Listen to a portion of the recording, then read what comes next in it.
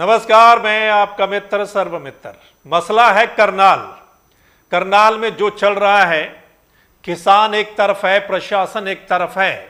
आप भी देख रहे होंगे कल से। हमने रात को देखा कि किसान और जवान सड़क पर इकट्ठे सो रहे हैं।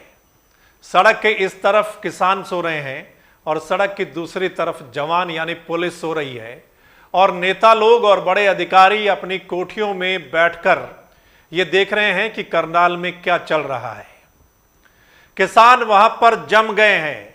किसानों ने टेंट लगा दिए हैं, तंबू गाड़ दिए हैं। लंगर किसानों का शुरू हो गया है और किसानों का यह कहना है कि जब तक उनकी मांग सरकार नहीं मानती, वो वहां से नहीं हटने वाले हैं, नहीं जाने वाले हैं। और मांग क्या है? बड़ी मांग यह है कि उस एसडीएम पर कार्रवाई होनी चाहिए जिस एसडीएम की वीडियो वायरल हुई थी, वो आपने भी देखी होगी। कल से लेकर अभी तक क्या कुछ हुआ है, मोटी मोटी उस पर बात करेंगे। वहीं खबर यह भी है कि जो बीजेपी का हाईकमान है वो इस घटनाक्रम पर पल पल की अपडेट ले रहा है। केंद्रीय गृह मंत्रालय भी करनाल की घटना को लेकर पल पल की अपडेट ले रहा है और कहीं ना कहीं लगातार संपर्क में है जो राज्य की सरकार है, राज्य के अधिकारी हैं उनसे। और लगता है कि जल्द ही ये मसला सुलझ सकता है। मीटिंग आगे भी होगी किसानों के बीच में, प्रशासन के बीच में। लगता है मामला सुलझ सकता है और वो क्यों, उस पर भी बात करते हैं। आपने देखा कल कितनी तादाद में किसान जो हैं वो करनाल में जमा हुए थे। किसानों का जोश हाई था। मुजफ्फरनगर महापंचायत के बाद किसानों का जोश वैसे ही हाई था।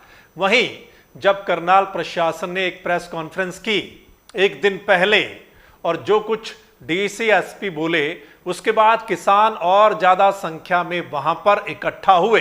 प्रशासन का कहना था कि वो उनको लघु सचिवालय तक नहीं पहुंचने देंगे किसी भी हालत में। लेकिन किसानों का प्रेशर इतना था, किसानों की संख्या इतनी थी कि प्रशासन वहां पर देखता रहा। प्रशासन को कहीं ना कहीं झुकना पड़ा और किसानों को लघु सचिवालय तक पहुंचने दिया गया। किसान नेताओं को हिरासत में भी लिया गया, लेकिन किसानों का प्रेशर था कि थोड़ी देर बाद ही किसान नेताओं को वहां पर हिरासत में से छोड़ दिया गया।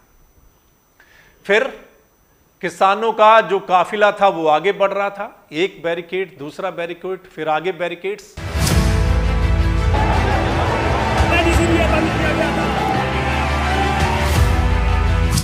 इस बीच किसानों पर वाटर कैनन का इस्तेमाल भी हुआ, पानी की बौछारों का इस्तेमाल भी हुआ, लेकिन आखिरकार किसान लघु सचिवालय के बाहर पहुंच गए।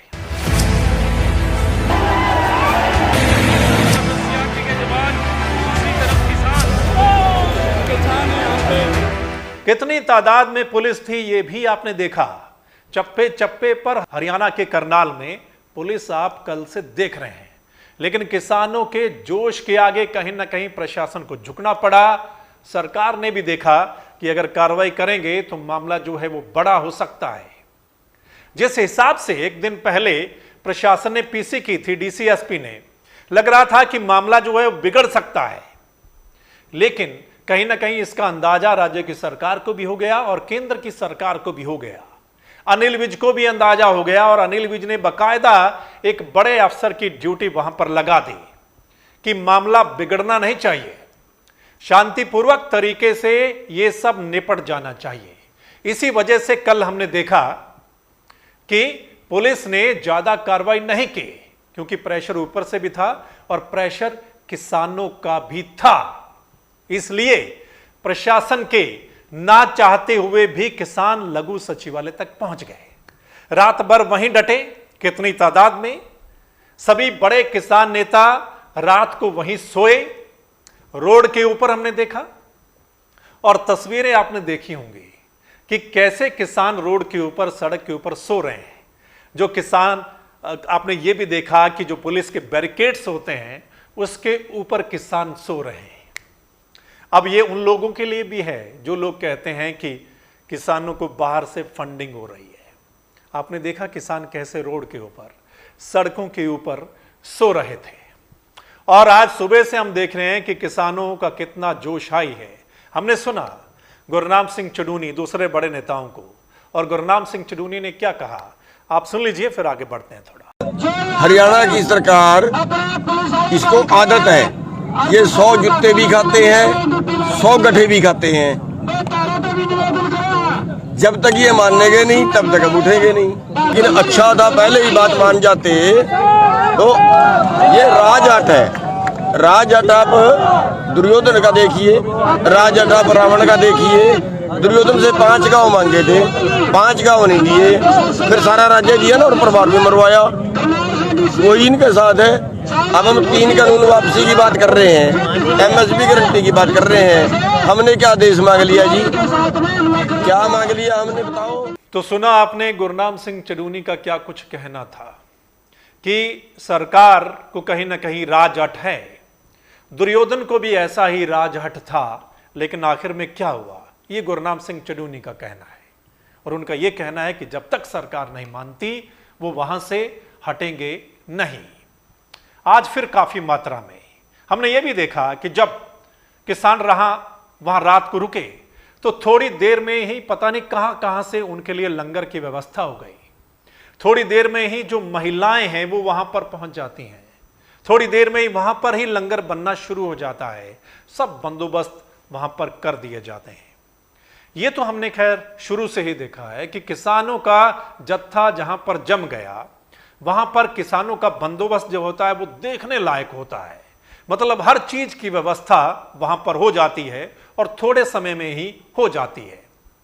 और जब व्यवस्था हो जाती है तो फिर किसानों के लिए 1 दिन, 2 दिन, 3 दिन, मतलब वो वहां पर उनके लिए रुकने का पूरा इंतजाम हो जाता है।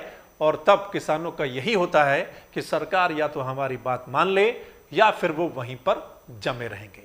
देखना होगा हरियाणा सरकार पर, हरियाणा सरकार उस SDM पर कार्रवाई करती है या नहीं करती है। अगर सरकार कार्रवाई करती है तो लगता है किसान वहां से उठ जाएंगे, और अगर सरकार कार्रवाई नहीं करती तो ये जो करनाल में आंदोलन है ये लंबा चल सकता है।